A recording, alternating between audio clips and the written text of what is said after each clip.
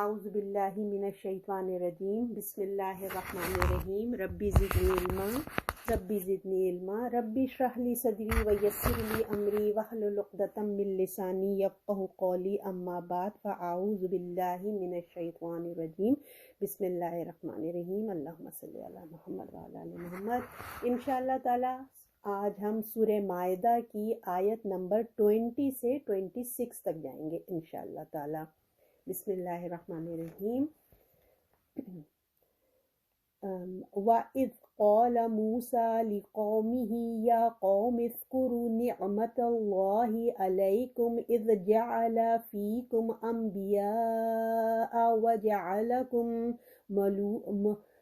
مُلُوكًا وَآتَاكُمْ مَا لَمْ يُؤْتِ أَحَدًا مِّنَ الْعَالَمِينَ۔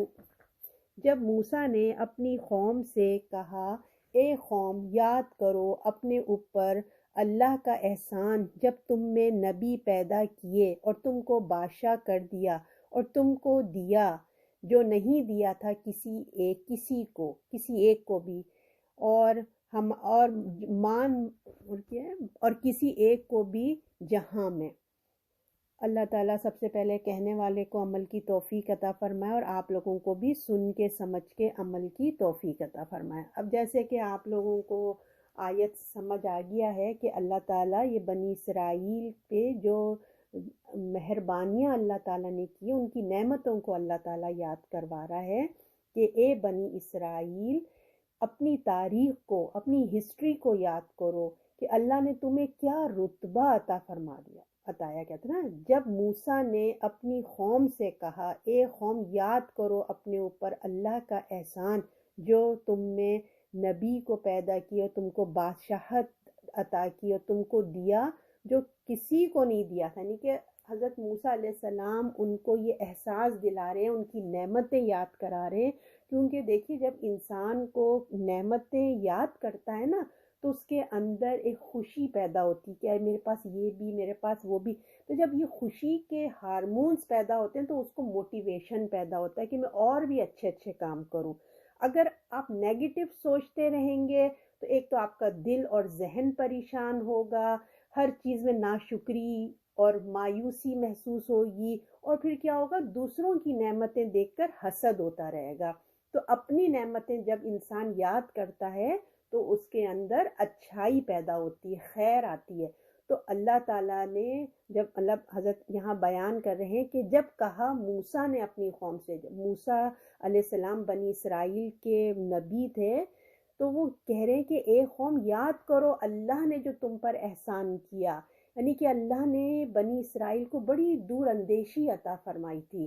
آپ کو معلوم ہے کہ آج بھی آپ دیکھتے ہیں کہ یہودی کتنے اسمارٹ ہیں، یعنی کہ ایسی قوم تھی وہ، اللہ نے خود ان کی تعریف کی کہ اتنے اچھے لوگ ہیں، ان کی دماغ، ان کی پلاننگ، مطلب بہت اسمارٹ یہ قوم تھی۔ تو یہ ان کو ایک نعمت ملی تھی جو جہاں میں کسی کو نہیں ملی۔ اللہ تعالیٰ کہتے ہیں ان کو اتنی اللہ تعالیٰ نے نعمت دی، ان کو کیا رتبہ دیا، کیا ریسپانسبلٹی دی، مطلب ان کو چوزن پیپل تھے، وہ لوگ چنے ہوئے تھے، انبیاء کی اولاد تھے۔ کتنا بڑا آنر ہوتا ہے یہ کہ اللہ نے ان کو ایک خاص مقصد کے لیے، دیکھیں ایک اکیلا نبی ہوتا ہے، آپ سب جانتے ہیں نا کہ پہلے زمانے میں ہر قوم کی چھوٹی سی قوم ہوتی تھی، ان میں ایک نبی آتا تھا، وہ ایک نبی ہی چوزن ہوتا تھا اللہ کی طرف سے۔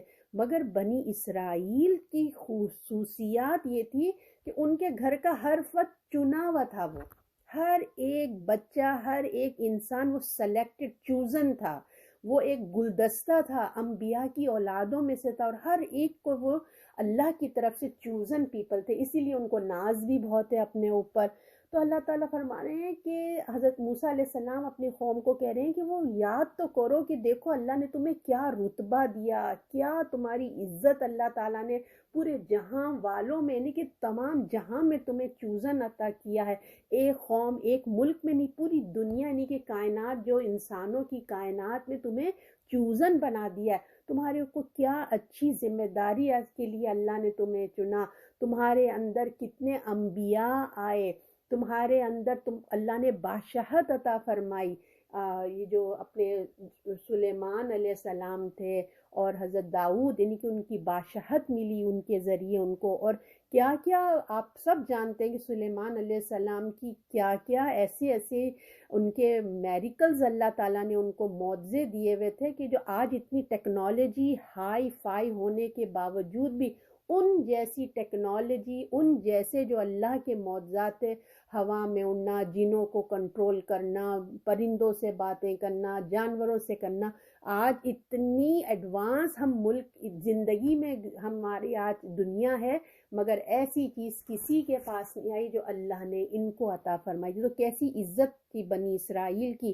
تو کہہ رہی یاد کرو اپنے پروردگار کا وہ احسان جب تم میں نبی پیدا کیے، تم کو بادشاہ کر دیا، اور تم کو جو دیا جو کسی کو نہیں دیا تھا۔ تو اللہ تعالیٰ نے دنیا لوگوں کو مختلف قسم کے رتبے دیے ہیں، کوئی سائنٹسٹ ہے، کوئی کچھ ہے، کوئی کسی معاملے میں بہت اعلیٰ ہے، مگر بنی اسرائیل کو وہ کچھ دیا جو دوسری قوموں کو ہی نہیں ملا۔ ہر ایک قوم کسی نہ کسی چیز میں بڑی ٹیکنالوجی، کسی کی یہ ٹیکنالوجی اچھی ہے، کسی کا کچھ اچھا ہے، ہر ایک کو ڈفرینٹ چیزیں دی ہیں، مگر جو بنی اسرائیل کو اللہ تعالیٰ نے دیا تھا کسی کے پاس وہ چیز نہیں جو اللہ نے ان کو عطا کیے تھے۔ تو اللہ تعالیٰ کہہ رہے ہیں اللہ نے تم کو مذہبی امامت عطا فرمائی ہے، تم اللہ کے سلیکٹڈ پیپل ہو، تو اس نعمت کو یاد کرو تاکہ تمہیں احسان شرمندگی بھی ہو اور اپنے کام میں دوبارہ تم وارم اپ ہو جاؤ۔ اب آیت نمبر 21، اے قوم داخل ہو زمین پاک میں جو مقرر کر چکا ہے اللہ تمہارے لیے، اور نہ واپس ہو اپنے پیٹوں پر، پس ہو جاؤ گے تم نقصان پانے والے۔ تو اب یہاں بات ہو رہی ہے کہ اے بنی اسرائیل، یہ بنی اسرائیل سے ہی ان سے مخاطب ہو رہے ہیں اپنے موسیٰ علیہ السلام، وہ کہہ رہے ہیں اے قوم داخل ہو جاؤ زمین مقدس میں، ارض مقدس، جو اس کو کس کو کہا جا رہا ہے ارض مقدس؟ یہ بنی اسرائیل جو مصر سے نکلے، آپ کو پتہ نا مصر میں آباد ہو گئے تھے لوگ جا کے، تو جب وہاں سے نکلے تو اللہ کا حکم ہوا کہ تم فلسطین میں داخل ہو جاؤ، یہ زمین تمہارے لیے خاص کر دی گئی ہے۔ ارض مقدس سے مراد ہے کنعان، اور فلسطین کا یہ علاقہ ہے، اور مقدس اس وجہ سے ہے کہ حضرت ابراہیم علیہ السلام اور حضرت اسحاق علیہ السلام اور حضرت یعقوب علیہ السلام نے اللہ کے دین کی دعوت کا آغاز ادھر سے ہی کیا تھا، یہ توحید کی جگہ ہے۔ مگر بعد میں کیا ہوئے، یہ لوگ جب زمانہ گزرتا چلا گیا تو کیا ہوا، یہاں ہی کے لوگ جو تھے وہ جہاں ایک طرف اللہ کو ماننے والے توحید پرست تھے، وقت کے ساتھ ساتھ زمانہ گزرتے کے ساتھ یہاں کافر ہو گئے لوگ، بت پرست ہو گئے، بت پرستوں پہ قبضہ ہو گیا، یوں کہہ لیجئے زمانے کے ساتھ ساتھ بہت کچھ چینجز آ گئی، کیونکہ توحید کی پکار سب سے پہلے دنیا کے مرکز میں، سب سے پہلے یہی وہ جگہ ہے کہ جہاں سے توحید کی آواز بلند ہوئی تھی۔ حضرت ابراہیم نے جا کے ادھر تبلیغ کی تھی، اللہ کے لیے اللہ کا پیغام پہنچایا تھا، پھر ان کے بیٹے، پھر ان کے پوتے نے یہیں سے پیغام دیا تھا اللہ کی توحید کا، تو علاقے سے بلند ہوئی تھی، اس وجہ سے اس کو کیا کہا جاتا ہے، ارض مقدس۔ یہ مقدس اللہ نے مقدس کر دیا ہے، بہت پاکیزہ جگہ ہے جہاں سے اللہ کی بات یہاں سے کہنے کی اسٹارٹ ہوئی ہے۔ تو اب کہا جا رہا ہے التی، یعنی کہ جو مقرر کر چکا ہے تمہارے لیے، یعنی کہ اللہ نے جو سلیکٹ کر دیا ہے تمہارے لیے، اب اس کی طرف تم آ جاؤ، یعنی کہ پیغمبر کے ذریعے یہ حکم سنایا جا رہا ہے، قوم کو سنایا جا رہا ہے کہ اے میری قوم اس پاک زمین میں داخل ہو جاؤ جو اللہ نے تمہارے لیے رکھ دی ہے، اللہ نے تمہارے لیے چن لیا ہے اس زمین کو، اور یہ اللہ کا فیصلہ ہے، لہٰذا جب اللہ کسی بات کا فیصلہ کر دیتے ہیں تو اب تمہیں اس کو لسن کرنا ہے، تم داخل ہو جاؤ۔ یہ فیصلہ کس نے کیا ہے؟ میں نے، آپ نے نہیں کیا، بلکہ کائنات کا جو مالک ہے اس پروردگار نے یہ حکم دیا ہے کہ تم اب اپنے فلسطین میں جاؤ اور آباد ہو، اور یہ توحید کی دعوت ہے، اللہ کی توحید کی دعوت ہے، زمین کے اس حصے کو جو سلیکٹ کیا گیا، وہ کیوں کیا گیا؟ توحید کی وجہ سے چن لیا گیا تھا۔ تو بنی عیسیٰ کی دعوت کے لیے اللہ نے کس کو چنا تھا؟ فلسطین کو اللہ نے خاص کر دنیا بھر کے لوگ، یعنی کہ ایک مرکز اللہ تعالیٰ نے وہاں بنایا تھا، درمیان میں دنیا کے درمیانی حصے میں ایک مرکز بنایا گیا، ایک سینٹرل بنایا گیا، تاکہ وہاں سے دین کی روشنی پھوٹے، دین آگے بڑھے اور دنیا بھر کے لوگ آئیں ان کے پاس. جیسے ہم خانہ کعبہ جاتے ہیں نا، دنیا بھر کے لوگ آتے ہیں، دنیا بھر کے لوگ آئیں اور اللہ کی عبادت کر سکیں اور توحید کو سمجھ سکیں. تو یہ مقصد تھا بنی اسرائیل کو چوزن پیپل بنانے کا، کہ تمہارے سے تم نے اب تبلیغ کرنا ہے، اللہ کے دین کو پھیلانا ہے، تاکہ جو سراؤنڈنگ میں جتنے کنٹری کے لوگ ہیں ان تک یہ روشنی جائے، یہ روشنی پائیں اور اللہ کو سمجھیں، توحید کو سمجھیں، شریعت کو سمجھیں اور اس کے بعد عمل کریں. تو اس مقصد کے لیے یہ ارض مقدس جسے کہا جا رہا ہے، اس جگہ کو خاص اللہ تعالیٰ نے کر دیا. تو اللہ کے حکم سے آپ کو پتہ ہے یہاں مسجد تعمیر ہوئی ہے، جس کو کیا کہا جاتا ہے؟ بیت المقدس کہا جاتا ہے. اور عرب میں، عرب کنٹری، ایک تو مرکز یہ بنا سب سے پہلے، اور سب سے پہلے تو نہیں کہنا چاہیے، جو بھی اللہ تعالیٰ نے یہاں چوزن کیا. اور دوسرا کیا تھا؟ عرب میں مسجد الحرام، جو ہماری مسجد ہے، خانہ کعبہ کی جو مسجد وہاں پہ ہے وہ، اور فلسطین میں بیت المقدس اللہ کے حکم سے. تو یہ دو مسجدیں بن گئیں، بیت المقدس کی مسجد، مسجد اقصیٰ جسے آپ کہتے ہیں، اور مسجد الحرام جو خانہ کعبہ ہے وہاں پہ. تو اللہ کے حکم سے یہ دو مسجدوں کی تعمیر ہوئی ہے، یہ اللہ کے حکم پہ. اور باقی ان کو یہ اعزاز، خصوصی اہمیت اس لیے حاصل ہے کہ یہ اللہ کے حکم سے یہ تعمیر کی گئی ہیں. دنیا کی تمام مسجدوں میں اللہ کے گھر ہیں، سب کا اپنا اپنا مقام ہے، مگر ان دو مسجدوں کو اسپیشلی اللہ کی طرف سے ایک خصوصی پروٹوکول جسے کہتے ہیں نا، اس کو دیا گیا ہے. تو پیغمبر اپنی سنیں، کسی کا نا میوٹ نہیں دبا ہوا ہے، پلیز ذرا چیک کریں، بیچ میں نا ساؤنڈ آ رہا ہے. تو پیغمبر اپنی قوم سے خطاب کرتے ہیں کہ تمہارے اندر نبوت آ چکی ہے. حضرت موسیٰ علیہ السلام اپنی قوم کو کہہ رہے ہیں کہ تمہارے پاس اب نبوت کا پیغام آ چکا ہے، اور باشہد بھی اللہ تعالیٰ نے تمہیں دے دی ہے. تو لہٰذا تمہارے پاس بہت بڑا ایک زندگی کا مقصد ہے، دین کا مقصد ہے. تمہیں دین کی شہادت، دین کی گواہی بن کے تم کو اٹھنا ہے. مذہبی معاملات میں دنیا کی تم امامت کرو گے، تم کو اللہ نے اتنا بڑا آنر تمہیں عطا فرمایا ہے. اب آگے بات ہو رہی ہے وَلَا تَرْتَدُوا، اور نہ لوٹو اپنے پیٹھ کے پیچھے، پیٹھ پھیر کر، ورنہ تم نقصان اٹھانے والے پڑ جاؤ گے.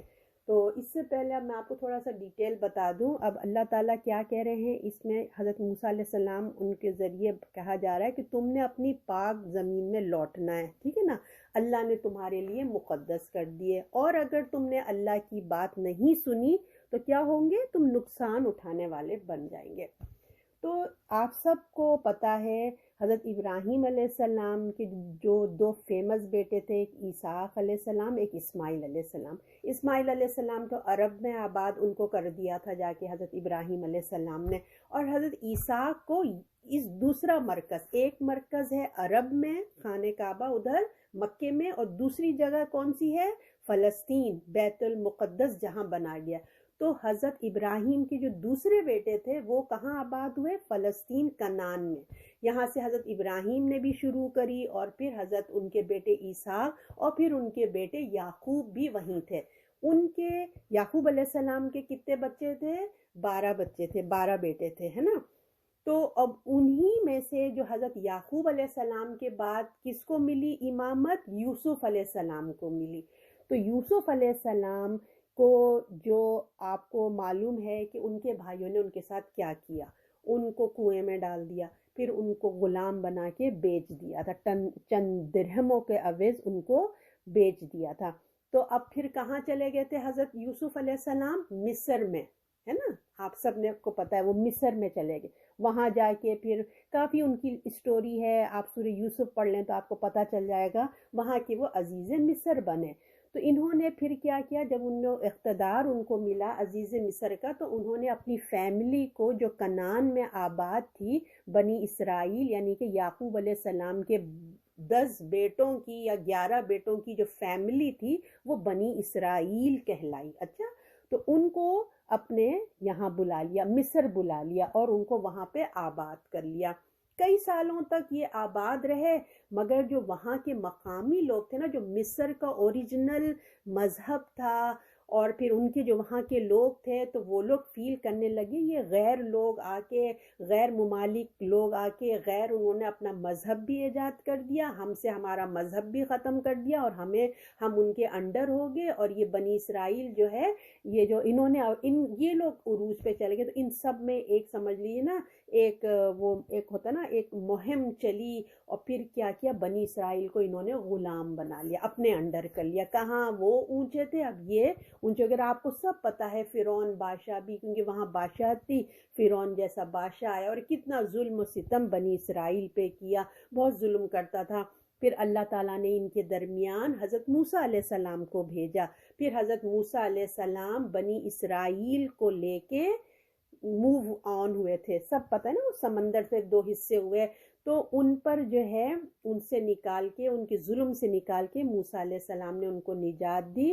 اب جب یہ صحرائے سینا میں آ گئے، ٹھیک ہے نا، جب وہ صحرائے سینا، آپ کو پتہ نا، جب سمندر کراس کر کے وہ لوگ ایک میدان میں آ کے پڑ گئے تھے جہاں من و سلوہ ان کو ملا کرتا تھا. اب جب وہاں آ گئے، جا کر ٹھہرے، تو ادھر سے ہی قریب فلسطین تھا، اس کے قریب تھا فلسطین. تو اب اللہ کا بھی وعدہ تھا کہ تمہیں ہم اس میں آباد کریں گے. یہ اللہ کا پہلے سے پلان تھا، اور ان سے کہہ بھی دیا تھا کہ ان سے عہد بھی لے چکے تھے، اور ان سے وعدہ بھی ہو گیا تھا. مگر اللہ کا پلان تھا، محنت ان کو کرنی تھی، ہے نا. اللہ نے تو کہہ دیا تم جاؤ، مگر ٹھنڈے ٹھنڈے نہیں، تم نے بھی اب کوشش کرنی ہے اور اس چیز کو جا کے حاصل کرنا ہے. تو حضرت موسیٰ نے، جب اللہ کا یہ حکم تھا کہ اب تم لوگ یہاں آگے، اور آگے موو آن کہاں ہونا ہے، اب اپنے جہاں مقدس زمین ارض مقدس جو ہے، تم نے وہاں جانا ہے. تو اس مقصد کے لیے حضرت موسیٰ علیہ السلام نے 12 سردار کو کہا کہ جاؤ تم، جو فلسطین یعنی کہ جو علاقہ جہاں ان کو جانا ہے وہاں پہ جاؤ، اور جا کے معلومات کرو، حالات دریافت کرو. اور انہوں نے ان کو جا کے خبر دی کہ دیکھو جا کے تم نے کس طرح کے لوگ ہیں، کیا ہیں، تو جا کے دیکھو. پھر وہ لوگوں نے جب آ کے پھر رپورٹ دی، انہوں نے کہا بہترین علاقہ ہے، بڑا سرد و شاداب ہے، بہت ہی اچھا ہے، بہترین ہے وہاں کے لوگ. مگر ایک بات ہے کہ وہاں کے جو لوگ ہیں بڑے طاقتور ہیں، لمبے چوڑے، بڑے طاقتور، بڑے، اور ہم لوگ تو ان کے سامنے کچھ بھی نہیں ہے. جیسے نا ان کی کم ہمتی، جب انہوں نے اس قسم کی باتیں کی نا کہ سٹی تو بہت اچھا ہے، مگر وہاں کی جو لوگ ہیں، وہاں کی جو طاقت ہے نا لوگوں کی، بہت زیادہ ہے. تو جب انہوں نے اس قسم کی باتیں کی تو بنی اسرائیل کا کیا ہوا، مورل بالکل ڈاؤن ہو گیا. وہ لوگ ڈر گئے کہ حالانکہ وہ مصر سے نکلے تھے، ان کو حاصل کرنا تھا، جانا تھا، مگر سارا بڑے مصر سے جب نکل رہے تھے تو بڑے جوش و خروش سے نکلے تھے، اور ہم نے تو ابھی اپنے ملک فلسطین جانا ہے، ارض مقدس جانا ہے، بڑے جوش و خروش سے نکلے. لیکن جب اللہ تعالیٰ نے کہا کہ داخل ہو جاؤ، نکلو، جاؤ، تو مگر کیا ہے، اب یہ لوگ بیک اپ ہونا شروع ہو گئے. تو یہ لوگ کی سب جوش ٹھنڈا ہو گیا، اور کہنے لگے کہ واپس مصر کی باتیں کرنے لگے، وہیں اچھا تھا، وہیں چلے جاتے. انہیں وہ سب باتیں یاد آنے لگی، اور اللہ نے ان سے جو وعدہ کیا تھا اس سے وہ دور ہونے لگے. تو اسی لیے اب یہاں پہ اللہ تعالیٰ کہہ رہا ہے کہ دیکھو، نہیں لوٹنا. اگر تم لوٹے، اگر تم نے جو تم سے وعدہ عہد لیا گیا تھا، تمہیں بتایا گیا تھا، اگر تم لوٹے، اپنے پیٹھ پیچھے کیا، تو یاد رکھو بہت بڑا خسارہ، دنیا میں بھی اور آخرت میں بھی تمہارا بہت بڑا خسارہ ہو جائے گا. تو حضرت موسیٰ نے ان کو اللہ کا وعدہ جو تھا ان کو یاد دلایا، وہ نعمتیں یاد دلائی، تم پر جو اللہ نے اتنی عنایتیں کی ہیں ان کو یاد دلایا، اور کہا کہ تم کوشش، ہمت تو کرو.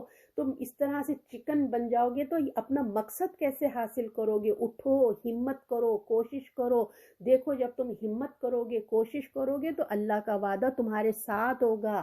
حملہ کرو، حملے اٹھو، ہے نا. مطلب بہت ان کو موٹیویٹ کیا، اور یہ بھی بتا دیا ساتھ ساتھ کہ دیکھو، اگر تم پیچھے ہٹے، تم نے بزدلی دکھائی، تو یاد رکھو وہ خسارہ پانے والے بن جائیں گے تمہارے پیچھے۔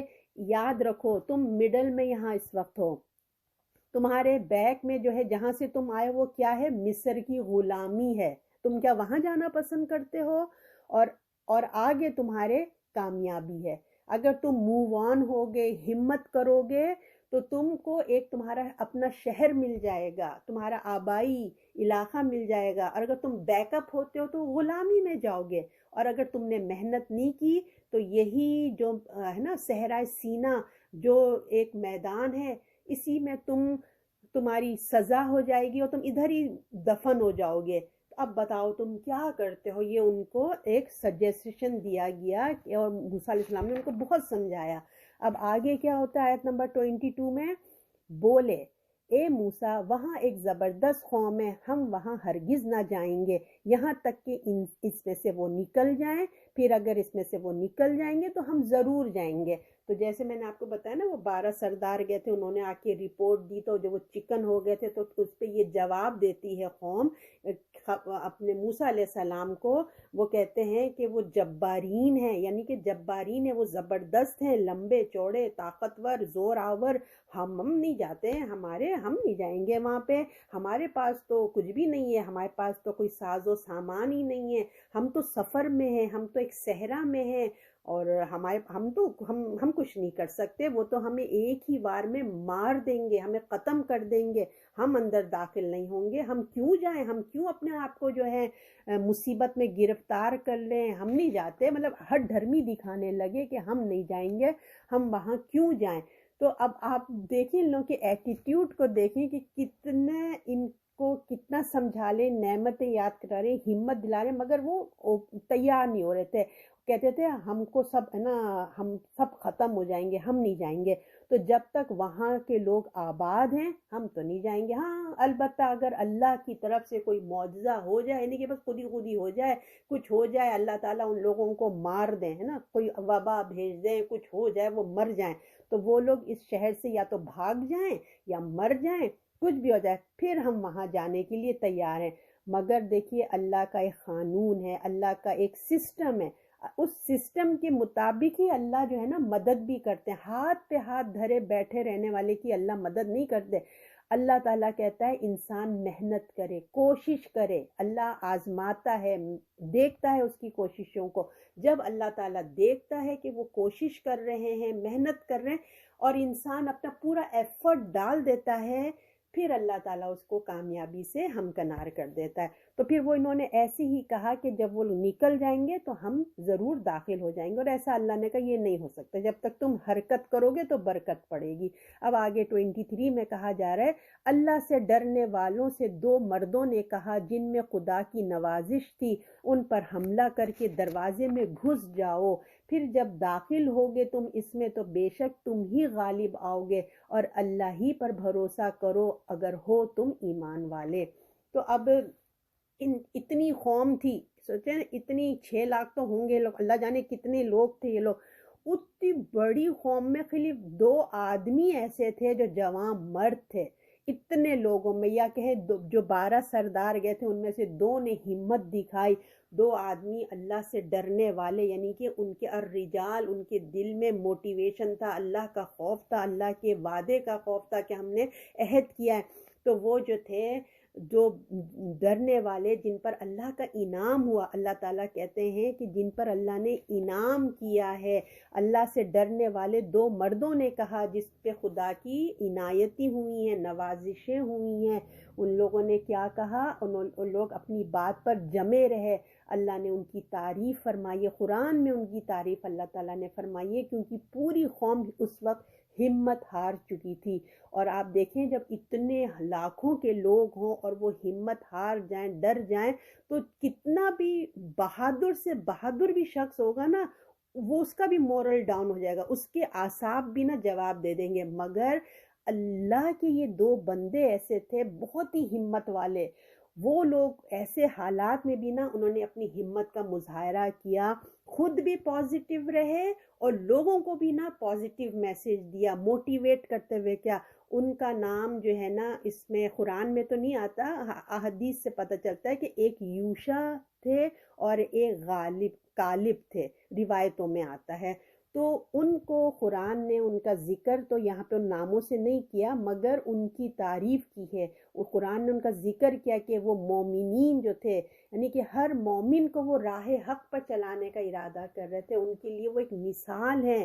اور پھر ہمیں سبق بھی ملتا ہے کہ جب سب ہمت ہار بھی جائیں تو باہمت رہیں، کسی طرح بھی باہمت رہنے سے کیا ہوتا ہے، اپنی انسان کو موٹیویشن ملتا ہے، خود بھی کرتے ہیں اور آگے بھی۔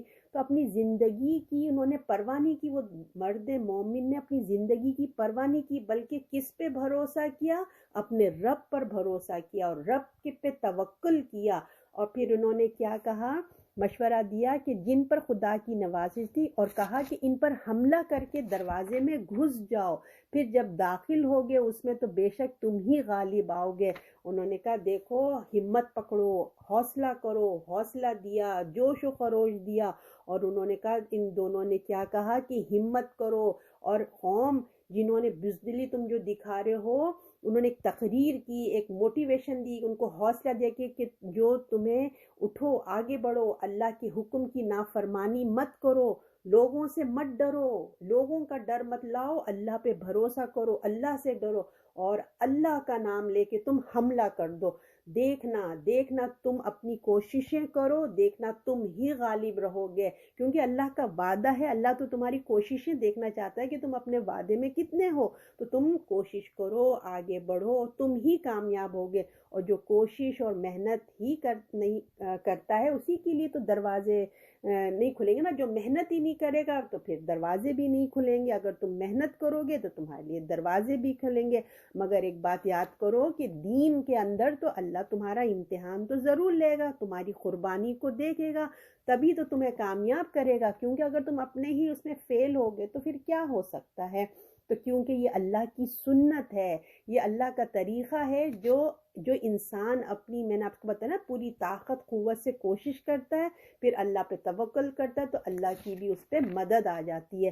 تو آگے لوگ کہتے ہیں کہ اللہ ہی پر بھروسہ کرو اگر ہو تم مومنین، اگر تم خدا پر اور اس کے وعدے پہ ایمان ہے تو آگے بڑھ کر اس کو فتح کر لو۔ جب تم اپنا فرض پورا کرو گے تو اللہ بھی اپنا وعدہ پورا کرے گا۔ یاد رکھو کہ اللہ کے وعدہ اگر تم چاہتے ہو تو تم بھی آگے بڑھو۔ تو دیکھیں اس آیت سے ہمیں کتنا سبق ملتا ہے کہ ان دو مردوں کی جرت، ان کے ایمان کو اللہ نے اتنا پسند کیا۔ میں آپ سے کہہ رہی ہوں نا، اتنے بڑا مجمع لاکھوں کا، اس میں سے یہ دو مرد ہیں جو اتنے کامل بھروسہ کر رہے ہیں اللہ، تو اللہ کو ان کو اتنی ان کی بات، ان کا توکل پسند آیا کہ اللہ نے قیامت تک لوگوں کو ان کے بارے میں قرآن میں ان کا ذکر پڑھتے رہیں گے۔ آپ بھی پڑھ رہے ہیں، ہم کتنے سالوں گزر گئے مگر آج ہم ان دو مردوں کا ذکر پڑھ رہے ہیں۔ کیوں؟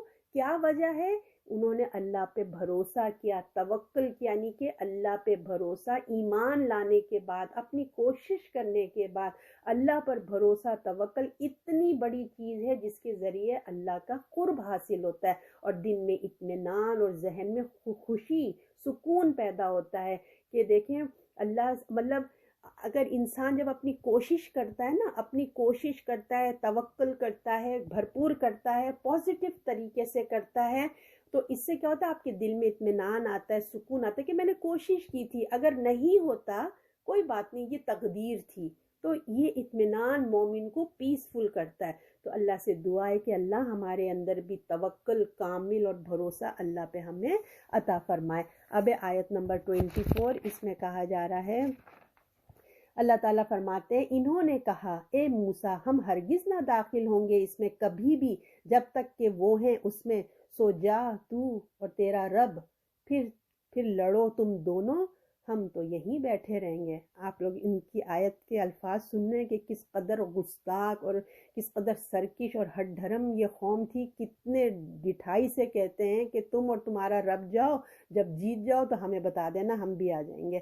تو یہ ان کا ایٹیٹیوڈ تھا بنی اسرائیل کا۔ اس آیت سے آپ کو اندازہ ہو رہا ہوگا کہ اللہ نے ان کی کتنی عنایتیں کی اور ان کا ایٹیٹیوڈ کیا تھا۔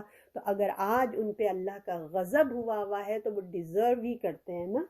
تو اس قوم میں دیکھیے اتنی پراسرار تقریر کی، ان کے نبی ان کو موٹیویشن کر رہے ہیں، ان کو ان کی نعمتیں یاد دلا رہے ہیں، پھر یہ دو مرد مجاہد جو تھے وہ لوگ اتنی اچھی تقریر کر رہے ہیں، اتنا ان کو بتا رہے ہیں اٹھو اٹھو، مگر قوم کے لوگ ذرا بھی ان پہ جو نہیں رہیں گی، سمجھے نا، بجائے اس کے کہ اثر لیتے بلکہ زور زور سے چیخنے لگے۔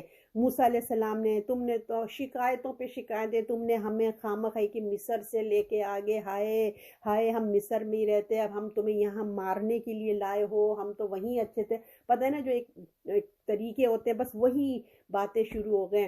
تو اللہ دعویٰ کیا تھا ان کا؟ اللہ رسول کے ماننے والے، اور ڈر کس سے رہے ہیں؟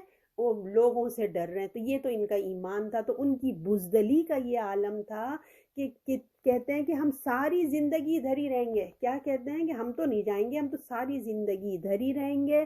ہاں وہ لوگ اس کی جگہ سے اگر چلے جائیں اور پھر ہم چلے جائیں گے، ٹھیک ہے، اگر تم کو جانے کی باتیں کرتے تو پہلے ان کو نکالو، جب وہ چلے جائیں گے تو ہم چلے جائیں گے، ہمیں انکار نہیں ہے جانے سے، مگر پہلے وہ خود ہی یہاں سے نکلیں۔ تو ان کو اللہ پہ بھروسہ نہیں تھا، نہ ان دو آدمیوں کی تقریر سے ان کے کچھ مردہ دل پہ اثر ہوا، اور کہنے لگے کہ ہم ہرگز داخل نہیں ہوں گے جب تک کہ وہ چلے نہ جائیں۔ تو وہ زبردست لوگ ہیں، ان سے شہر میں جو ہیں موجود ہیں، ہم یعنی کہ ڈرے ہوئے تھے، تو اگر تمہارا خدا تمہارے ساتھ ہے، تو یہ جواب دے رہے ہیں جو ہم نے بھی آیت میں پڑھا تھا نا، کہ موسیٰ علیہ السلام سے کہہ رہے ہیں کہ اگر تمہارا خدا تمہارے ساتھ ہی ہے نا، تو تم اور تمہارا خدا جائیں لڑیں، ہم تو ادھر ہی رہیں گے، ادھر ہی بیٹھے رہیں گے، جب تم کامیاب ہو جاؤ تو ہمیں بتا دینا، ہم بھی پھر وہاں پہ آ جائیں گے۔ اب آگے آیت ہے 25، بولے اے میرے رب، اب یہ موسیٰ علیہ السلام کی بات بتائی جا رہی ہے کہ بولے اے میرے رب، مجھے اپنے اور بھائی کے سوا کسی پہ اختیار نہیں، سو تم ہم میں اور اس نافرمان قوم میں جدائی ڈال دے۔ اب دیکھیے کہ نبی کے دل سے آہ نکل گئی، ان کے دل سے نکلی ہے کہ کتنی تکلیف ہوئی ہوگی ہمارے موسیٰ علیہ السلام کو۔ تو بنی اسرائیل کے ایسے جواب کے بعد جو انہوں نے اتنے قسم کی جواب دی تھی، ان میں سے کوئی امید باقی نہیں رہی تھی۔ حضرت موسیٰ بہت ہی زیادہ غمگین ہو گئے، غم زدہ ہو گئے، بہت ہی تکلیف ہوئی، اور اپنے رب سے انہوں نے فریاد کی، دعا کر دی کہ اے رب، مجھے میری جان اور میرے بھائی کے سوا، بھائی کون تھے؟ ہارون علیہ السلام، بھائی کے دونوں کے علاوہ، پھر سمجھ لیجئے وہ دو مرد مجاہد بھی اس میں شامل ہوں گے، کیونکہ وہ بھی تو موٹیویٹ کر رہے تھے نا کہ جاؤ۔ تو کہہ رہے ہیں کہ یا اللہ، میری جان اور میرے بھائی کے سوا میں کسی پہ زور نہیں کر سکتا، کیونکہ آپ ہمارے اور اس قوم کے درمیان اب علیحدگی کر دیں اللہ تعالیٰ۔ اب میں نے جتنا ایفرٹ ڈالنا تھا نا، میں نے اس قوم کے پیچھے کیا ہے، کیا کیا نہ کیا، مگر یہ میری قوم کے ان تمام انعامات جو آپ نے اتنے ان کو انعامات دیے، ان کو معجزے دکھائے، اتنے بڑے معجزے جو سمندر میں راستہ بن گیا تھا، ان کا دشمن فرعون ان کے سامنے، آنکھوں کے سامنے پانی میں غرق ہوا۔ اب بتائیے، اتنے بڑے بڑے معجزات دیکھنے کے بعد بھی ان کے ایمان میں اتنی بے یقینی تھی۔ آپ کو یاد ہوگا نا، وہ سمندر میں راستہ بننے کے باوجود، پار کرنے کے باوجود، وہ تھوڑا آگے چلے تھے، وہ بت پرست ایک قوم کو دیکھ کے کیا بولے تھے؟ ہمارے لیے بھی ایک بچھڑا ایسا بنا دو۔ تو ایسی قوم تھی، ایسی بے یقین قوم تھی، ان کی ایمان کا یہ اتنا لیول کم ہو چکا تھا غلامی میں رہ رہ کے، تو ان کی ایمان کی بے یقینی اتنی ہو گئی تھی کہ کوئی بات سننے کو ہی تیار نہ ہوتے۔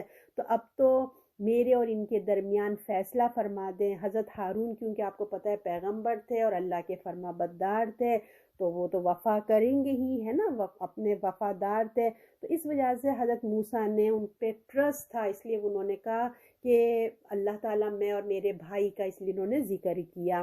اور پھر اللہ تعالیٰ سے کہتے ہیں کہ اللہ اب ہمارے درمیان اب جدائی ڈال دیجیے۔ اب آگے کیا آتا ہے؟ آیت نمبر 26، یہ لاسٹ ہے۔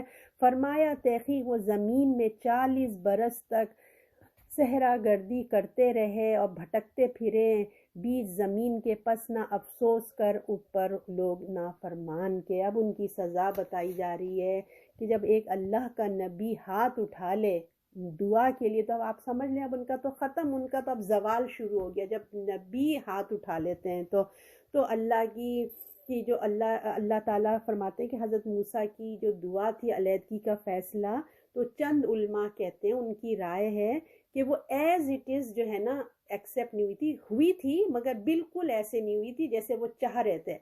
تو علیحدگی کا فیصلہ ایکسیپٹ نہیں ہوا کیونکہ پیغمبر ہے نا اپنی قوم کو رہنما ہوتے ہیں، اور اس سے الگ ہو جانے کا مطلب ہے قوم پہ عذاب آ جانا. یعنی کہ اگر حضرت موسیٰ علیہ السلام کی دعا ایز اٹ از ہو جاتی نا تو بالکل فنا تباہ، کوئی نہیں بچتا اس میں، ایسا ہو جاتا. اس وجہ سے علماء نے یہ خیال ظاہر کیا ہے کہ اللہ تعالیٰ نے انہیں پھر بھی تھوڑا سا ایک گنجائش دے دی تھی، کیونکہ اچھے لوگ بھی تو وہ ہوں گے، دو مرد مسلم تو اچھے تھے نا. تو اگر وہ مان جاتے اللہ کی بات، اللہ کے رسول کی بات مان جاتے، ہمت کر لیتے، تو دیکھیں نعمت فائدہ اٹھاتے، اپنا ایک سرزمین ہوتی. لیکن بنی اسرائیل کی جو نعمت کی انہوں نے قدر نہیں کی، تو اللہ سے انہوں نے عہد توڑ دیا.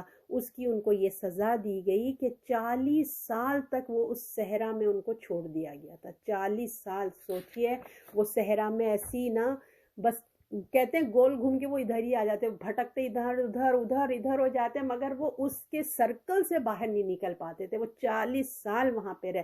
تو ان 40 سالوں میں بنی اسرائیل نے اپنے جو نقصانات ہوئے وہ تو ہوئے، انہوں نے اپنے پیارے نبی حضرت موسیٰ بھی وہیں پر ہی وفات پا گئے، ہارون علیہ السلام سے بھی محروم ہو گئے، اپنے بڑے بڑے اتنے اچھے جلیل القدر رسولوں سے وہ محروم ہو گئے کیونکہ ان کی وفات ہو گئی. ان کی ڈھیٹ پنے نے، ان کی سرکشی نے، جو سرکش قوم تھی نا، ان کی ڈھیٹ اور سرکش قوم، ان کے وہاں جو تھے ایج والے لوگ وہ بھی جو ہے وہیں پر ہی ختم ہو گئے. یعنی کہ سمجھ لیجیے ایک پورا چیپٹر، ایک جنریشن جو تھی نا وہ ختم ہو گئی. تو اب جنہوں نے غلامی کی زندگی گزاری ہوئی تھی وہ سب نسل جو ہے نا ختم ہو گئی. تو اب ان کے جو بچے تھے نا، جو ٹین ایجر بچے تھے یا چھوٹے بچے تھے، ابھی اس ایجوں میں نہیں آئے تھے، تو وہ لوگ اب گرون اپ ہو رہے ہیں. کہاں ہو رہے ہیں؟ صحرا میں گرون اپ ہو رہے ہیں. اور کچھ نئے بچے بھی پیدا ہوئے ہوں گے، تو وہ تمام کھلی فضا میں پیدا ہوئے، آزادی کی زندگی گزاری. ان کے اندر پھر جواں مردی آئی، کیونکہ جو ان کی بڑے تھے وہ کیا تھے؟ غلامی میں تھے، فرعون کی غلامی میں تھے. ان کے اندر بالکل موٹیویشن نہیں تھا، ہمت ہارے ہوئے لوگ تھے. اور پھر 40 سال اللہ نے ان کو سزا بھی دی، 40 سال وہ بھٹکتے پھرے، مگر اس سزا کے پیچھے بھی اللہ کی ایک حکمت تھی کہ ان کے جو جوان بچے بڑے ہو رہے تھے انہوں نے کھلی فضا میں دی اور جوان ہوئے. انہوں نے بعد میں، آپ کو یاد ہوگا، ہم لوگ نے سورہ بقرہ کے 2 سپارے میں ہم پڑھتے نا، طالوت اور جالوت، یاد ہوگا آپ کو، ان میں لشکر تھا. طالوت کے لشکر میں حضرت داؤد علیہ السلام نے کی قیادت میں، بلکہ وہ بھی جوان بچے تھے جنہوں نے جالوت کو مار دیا تھا. تو ان کی سربراہی میں پھر وہ لوگ کامیاب ہوئے تھے. تو آپ یہ تو بات یہاں پہ ختم ہوئی کہ سو تو نافرمان لوگوں پہ افسوس نہ کر. اللہ تعالیٰ کہہ رہے ہیں کہ یہ جو سرگرداں پھرتے ہیں، یہ ان کی نافرمانی کی وجہ سے ہوئے، تو اب آپ کے دل میں ملال نہ ہو، کیونکہ اب ان کے اندر سے خیر ختم تھا، کچھ بھی نہیں تھا ان پہ. تو ان کی بربادی کے اوپر ان پہ افسوس نہ کریں. صدق اللہ العظیم. اور اس سے دیکھیے جو ہمیں سبق ملتا ہے نا، گناہ اور نافرمانی کی وجہ سے دیکھیے نعمتیں چلی جاتی ہیں. تو لہٰذا اللہ کی شکر گزاری، اللہ کی نعمتوں کو سوچ سوچ کے شکر ادا کیا کریں، اور ہمیں نیکی میں جلدی کرنا چاہیے. کیا سبق ملا؟ ہمیں ٹامٹول نہیں کرنا چاہیے، کیونکہ نیکی جو ہے نا بار بار دستک نہیں دیتی. ایک دفعہ فار ایگزامپل، ایک دفعہ کوئی آپ کو بولتا ہے نا میرا یہ کام کر دو، بس وہ اگر آپ نے انکار کر دیا، وہ لمحہ ضائع کر دیا، تو وہ اپرچونٹی کسی دوسرے کو مل جاتی. تو نیکی کو جلدی سے کر لینا چاہیے. اور بھی ہمیں یہ بھی سبق ملتا ہے کہ پہلے سے ہی نا نیگیٹو سوچ کر کام شروع نہیں کرنا چاہیے. وہاں تو وہ لوگ نے کیا وہاں تو بڑے بڑے لوگ ہیں، طاقتور ہیں، زور آور ہیں، ہم تو نہیں جائیں گے. انہیں پہلے بولتے ہی انہوں نے اپنے اندر نیگیٹیوٹی شروع کر دی تھی. تو پھر کام کیسے ہوگا؟ اگر انسان پہلے ہی مایوس ہو جائے گا تو کام کیسے کرے گا؟ پازیٹیو سوچ کریں، اچھا سوچ کے ابتدا کریں، اللہ پہ توکل کریں، ہمت سے کام کریں. جیسے کہ میں نے آپ کو بتایا، اگر ہو گیا تو ماشاءاللہ، اگر کوشش کے باوجود بھی نہیں ہوا، دعاؤں سے، کوششوں کے، تو پھر ہمیں اللہ پہ توکل کرنا ہے، بھروسہ کرنا ہے کہ اللہ نے ہمارے شاید تقدیر میں ایسے ہی لکھا تھا، یا پھر بعد میں اللہ بہتری کر دے گا. تھوڑی تکلیف اٹھا کر نا ہمیں نیکی کا کام کر لینا چاہیے. دیکھیں چند دن کی زندگی ہے، بعد میں تو دیکھیں پھر انشاءاللہ ہمیں مرنے کے بعد یہ ہمارے بڑے کام آئیں گے. اور جو سب سے اہم پوائنٹ ہمیں اس لیسن سے جو مل رہا ہے وہ یہ ہے کہ پیغمبر کو اس طرح سے تکلیف دینا، کیونکہ وہ رسول کو نہیں بلکہ کس کو چیلنج کر رہے تھے؟ وہ رسول تو دیکھیں اللہ کی طرف سے جو آتا ہے وہ بتاتے تھے نا، ان کے ایک میسنجر ہیں. ایکچوئل میں وہ رسول کی نافرمانی نہیں کر رہے تھے، وہ تو اللہ کی بات کو چیلنج انہوں نے کر دیا تھا. آج بھی اگر ہمارے رسول اللہ نے ہمیں جو اللہ کے احکامات بتائیں اگر ہم نہیں کرتے تو رسول اللہ کا کچھ نہیں. ایکچوئل میں جنگ ہم کس سے کر رہے ہیں؟ اللہ کے ساتھ کر رہے ہیں. تو بنی اسرائیل نے بھی یہی کیا، وہ اللہ کا حکم تھا نا کہ اس میں شہر میں جاؤ، مگر انہوں نے اپنے رسول کی نافرمانی کی، اللہ کا عہد توڑا، تو پھر کیا ان کو سزا بھگتنی پڑی تھی. 40 سال بھگتنے پڑے. یعنی کہ وقت کا پیغمبر بھی اگر موجود ہو نا، یوزلی ہوتا ہے نا کہ پیغمبر ہو تو بلیسنگز ہی بلیسنگز ہوتی ہیں، مگر جب اللہ کی نافرمانی آ جاتی ہے اور وقت کا پیغمبر بھی موجود ہو، سزا مل کے رہتی ہے. اگر آپ کو یاد ہوگا ہم نے آل عمران میں جنگ احد کا قصہ پڑھا تھا کہ رسول اللہ وہاں موجود تھے، مگر جب انہوں نے رسول اللہ کی نافرمانی کی تو کیا حال ہوا تھا. کیا 70 صحابہ شہید ہوئے، پیارے رسول اللہ کے دانت مبارک شہید ہوئے، خون خون ہو گئے آپ. تو یعنی کہ اللہ کی بات کو نہیں سننا اور اس کے وقت کے پیغمبر کی بات نہیں سننا، یہ پھر مصیبت ہی اور سزائیں ہی لاتی ہے. تو ہمارے لیے اللہ نے یہ تمام اسٹوری جو بنی اسرائیل کی سنائی ہے، آپ کو مجھے، ہم کون ہیں؟ ہم امت مسلمہ ہیں. تو ایک مقصد کے لیے اللہ سنا رہے ہیں نا ہم کو. اللہ تعالیٰ کہہ رہے ہیں جو غلطیاں انہوں نے کی ہیں تم مت کرنا. جو پھر ان کا انجام بھی دیکھ لو، یہ اپنے آپ کو نبیوں کی اولاد کہتے تھے، چوزن پیپل تھے. جب اللہ ان کو نہیں معاف کر رہا ہے تو تم کیا ہو، ہے نا. تو پھر اللہ کے جو رسول ہمیں میسیج دے رہے ہیں، جو اللہ کا پیغام ہمیں، جو آپ کے پاس میرے پاس جو ذمہ داری ہے، کیونکہ اب ہم امت مسلمہ، یہ ذمہ داری ہم ہیں، ہمارے اوپر ہے. ہم ہیں وہ چوزن پیپل. بنی اسرائیل سے یہ عہدہ لے لیا گیا، اب آپ کی میری ریسپانسبلٹی ہے کہ اب اس میسیج کو ہم نے اللہ کے دین کو آگے بڑھانا ہے، آگے پہنچانا ہے، تاکہ کل کو اللہ تعالی ہمارے سے پوچھ نہ کرے. ہر کوئی اپنے اپنے سرکل میں جو کر سکتا ہے وہ کرے. اللہ آپ کو بھی توفیق دے، مجھے بھی توفیق دے کہ جو کچھ ہم نے پڑھا ہے اس کو سمجھ کے عمل کر کے ہم اس کو اپنے کردار سے، اپنے اخلاق سے ہم آگے پہنچانے والے بنے.